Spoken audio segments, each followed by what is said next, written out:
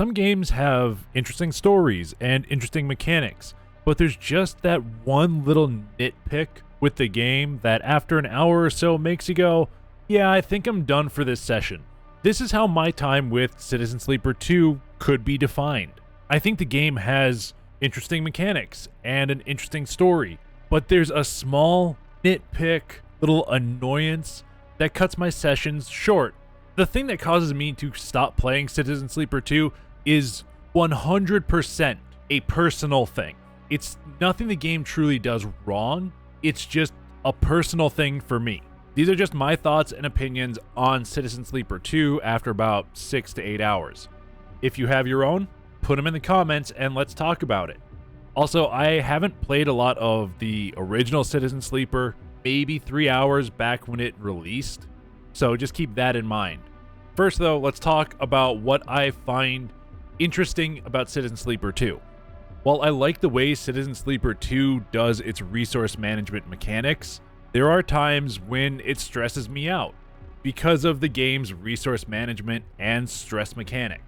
Every cycle, you're given 5 6-sided dice to use for actions, and you have to manage how you use these dice to complete certain objectives. Every cycle, your dice will re-roll. When you're on contracts, you have to manage not only how you'll use your dice, but also the stress level of yourself, your crew, and the mission objective. If you get a bad set of dice and just get negative results on all of their uses, then you could fail your mission contract and return with nothing. If you stress your character out from failures or lack of supplies because you ended the cycle too many times to either re-roll or get dice back, your dice can start to break. After a die breaks 3 times, it's no longer usable, so you're down a die. I think the same thing happens with the crew, but I'm not sure because I haven't fully stressed them out, so I haven't seen anything like negative repercussions from them. And the game is all about resource management. You're always managing how you're using the 5 6-sided dice you are given at the beginning of each cycle, and your other resources like fuel, supplies, or currency, so that you can move around the belt or do things at a space station or on contract. But that's not what makes me just get tired and stop a session after an hour. What has been stopping me is the storytelling.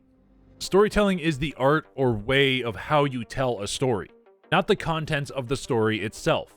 Because I think Citizen Sleeper 2 has an interesting story, but I don't like the way it's told through text. In Citizen Sleeper and Citizen Sleeper 2, you play as a sleeper, basically an android. Like I said, I didn't really play through Citizen Sleeper 1, so I'm not really sure of the story from that, but at the beginning of Citizen Sleeper 2, you're on the run from a gangster named Lane, who has been providing you with stabilizer so that you won't break down. He's basically been providing you with drugs and you've been working for him. You and your companion broke free from him and ran away, and now you're trying to survive and get yourself fixed up because of a reboot session gone wrong, and you now have amnesia, and you're just trying to stay one step ahead of Lane. Your overall goal is to basically not get caught in the early game. And I do think it's an interesting story, but I'm not a huge fan of how it's told. This is a completely subjective thing, and it is 100% a me thing. I don't like long sections of reading in video games. I'm not opposed to reading, as I know some people will suggest, because I'm currently reading Hyperion Cantos by Dan Simmons. But in a game, I've never really liked long text blocks or really extended non-voice acted sections of reading. I feel this way because video games are a visual medium. I don't want to be told how somebody feels in a video game. I want to be shown it. You probably have a character model sheet for Seraphine and Junie and all the characters that you have in the game. So how about, isolating the head, turning it, having a head replacement for when it hits that certain checkpoint of Seraphine turns away, or that certain bool kicks in to play the string of Seraphine looks away, and you can feel their anxiety. Give me a visual look at that. If you use the text to describe the environment and what major thing is happening, if they're moving something or like something is breaking and you use the text for that, I'm fine with it. And for like the dialogue, I'm fine with it.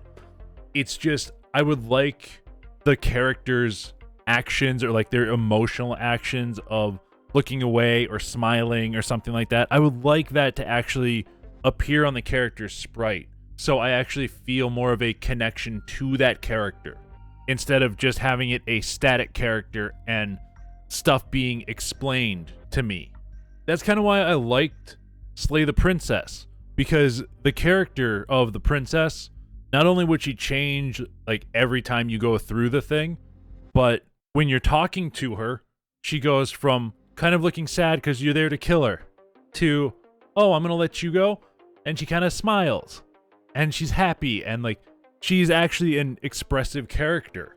In Citizen Sleeper, all the characters are static pictures. Personally, I don't feel a great connection to them. And like I said, this is 100% a subjective thing. It's a me thing that I don't feel connected to these characters because they're just static.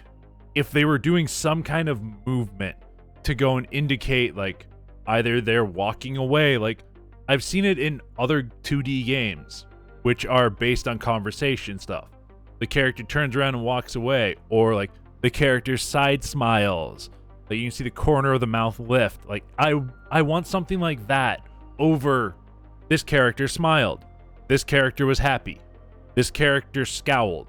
Like I would like something visual over reading it in a visual medium. But like I said, it is 100% a personal thing for me of I would just rather have that over reading. Overall, I think Citizen Sleeper 2 has a good, interesting story so far, and its mechanics are interesting in terms of resource management.